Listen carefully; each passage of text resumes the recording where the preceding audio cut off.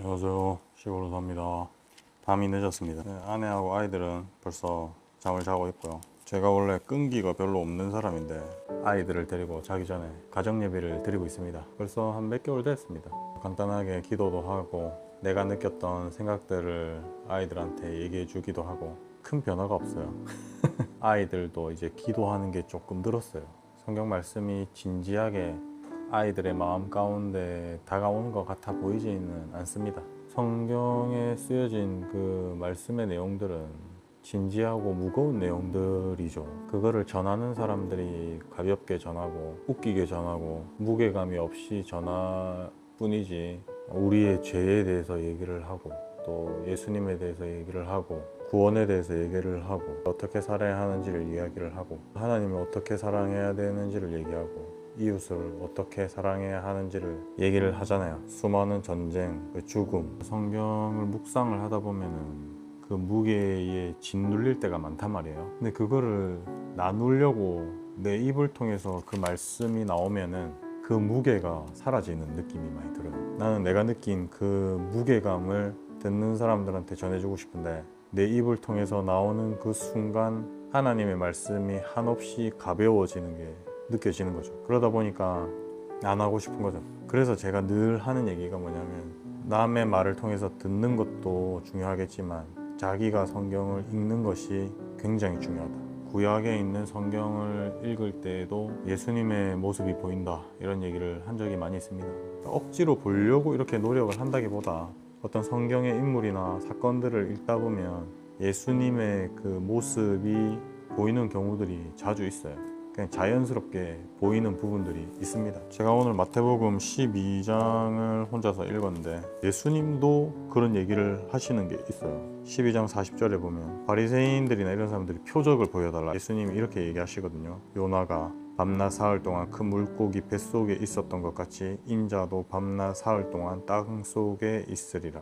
요나가 물고기 뱃속에 갇혀서 밤낮 사흘 동안 지내다가 다시 살아나잖아요. 그 모습이 예수님이 죽고 3일 후에 다시 살아날 것을 말씀을 하시는 거잖아요. 인자도 밤낮 사흘 동안 땅 속에 있으리라. 구약에 나오는 아브라함, 이삭, 야곱, 요셉, 모세, 다윗, 솔로몬, 그런 인물들의 삶과 모습을 통해서 사실 우리는 예수님의 모습을 계속 발견할 수 있는 거거든요. 저는 성경에 대해서 사실 잘 모릅니다만은 요나는 이제 북이스라엘의 선지자였잖아요. 근데 북이스라엘이 당시에 아시리아라는 나라한테 굉장히 고통을 많이 받고 있었을 때였거든요. 그렇게 잔인하고 자비가 없는 그런 사람들이었대요. 아시리아라는 나라의 수도가 니느웨예요. 근데 하나님이 대뜸 얘기하시는 게 요나한테, 너는 니느웨로 가서 니느웨 사람들한테 회개하라고 얘기해라. 그렇지 않으면 너희를 멸망시킬 것이다. 요나가 생각했을 때는 그 말씀을 따르고 싶지 않은 거죠. 왜냐하면 자기는 북이스라엘의 선지자고 회개하라고 선포를 하더라도 북이스라엘 사람들한테 회개하라고 얘기를 해야 되지. 지금 자신들의 나라를 이렇게 괴롭히는 아시리아의 수도에 가서 당신들 회개하십시오라고 선포를 하라는 게 이제 납득이 안 가는 거죠. 그래서 도망을 가지만 바다에 빠져가지고 물고기 뱃속에 들어가게 됩니다.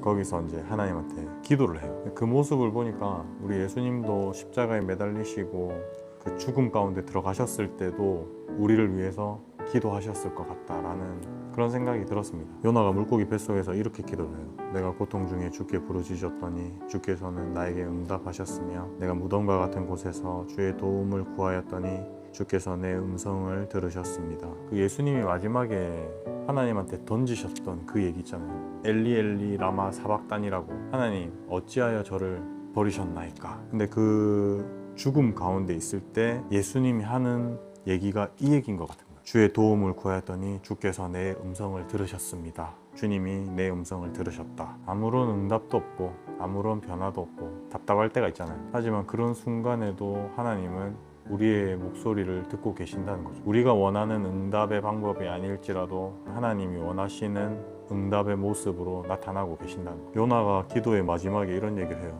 구원은 여호와께서 주시는 것입니다. 요나서가 굉장히 짧아가지고 제가 다시 한번 읽어봤는데 아는 것 같으면서도 내가 아는 게 아무것도 없다라는 느낌이 들 때가 많이 있는 것 같아요. 요나서의 내용을 읽어보면 하나님이 이스라엘만 사랑하신 게 아니거든요.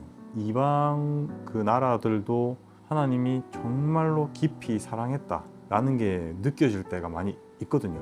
요나서의 맨 마지막에 보면 선악을 분별하지 못하는 사람이 12만 명이 넘고 수많은 가축도 있는 이 큰 니느웨 성을 내가 불쌍히 여기는 것이 옳지 않느냐? 내가 니느웨를 어떻게 불쌍히 안 여기냐?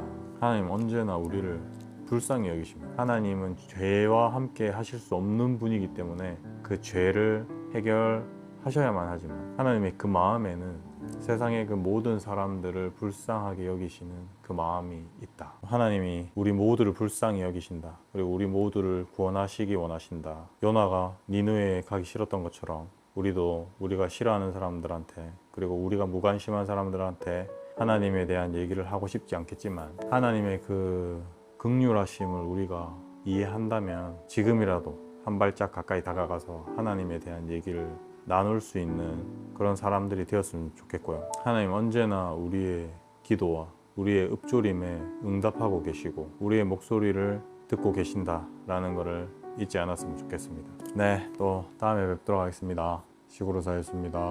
안녕. 하나님 감사합니다. 오늘 하루도 이렇게 하나님의 말씀으로 마무리하게 도와주셔서 감사드립니다.